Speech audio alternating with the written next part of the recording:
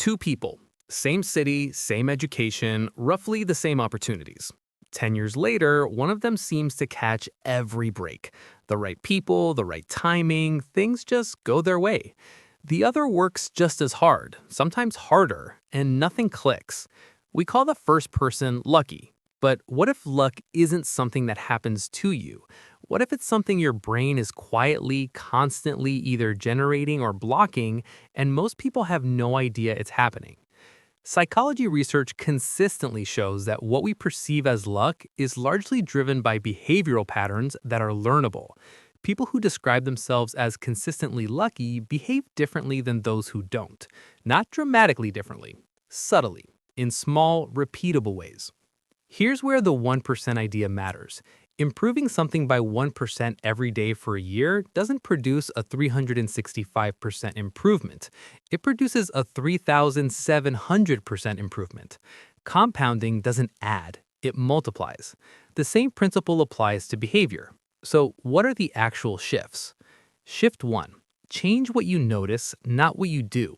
Lucky people aren't more active than unlucky people, they're more observant. Research on attentional bias shows that your brain filters out the vast majority of information in any environment, surfacing only what you've trained it to look for. If you spent years focused on threats and disappointments, your brain gets increasingly efficient at finding exactly those, and increasingly blind to opportunities sitting right in front of you. The 1% change. At the end of each day, ask yourself one question. What did I almost miss today? Over time, that single question reprograms your attentional filter. You don't get luckier because the world changes. You get luckier because your brain starts showing you a different version of the same world. Shift 2. Make accidental connections slightly less accidental. A significant portion of what we call luck arrives through other people. The right conversation at the right moment, an introduction that leads somewhere nobody predicted. Most people treat these as completely random. They're not. The mere exposure effect shows that the more someone encounters you, the more positively they evaluate you. Simply being present, consistently, in environments where interesting people gather increases the probability of meaningful connection, not through strategy, but because familiarity builds trust. The 1% change. Show up to one more thing than you normally would, not to work it, just to be there. Luck has a much harder time finding people who are home alone. Shift 3. Widen your definition of a good outcome. Consistently lucky people have a strange ability to extract something useful from outcomes that, by any reasonable measure, were bad. This isn't positivity. It's a cognitive habit psychologists call counterfactual thinking, imagining alternative scenarios to what actually happened. Most people run it in one direction only. How could this have gone better? That generates regret. But run in the other direction, how could this have gone worse? It generates perspective and often reveals what actually went right inside what appeared to go wrong. The 1% change. When something doesn't go as planned, ask one additional question before deciding how to feel.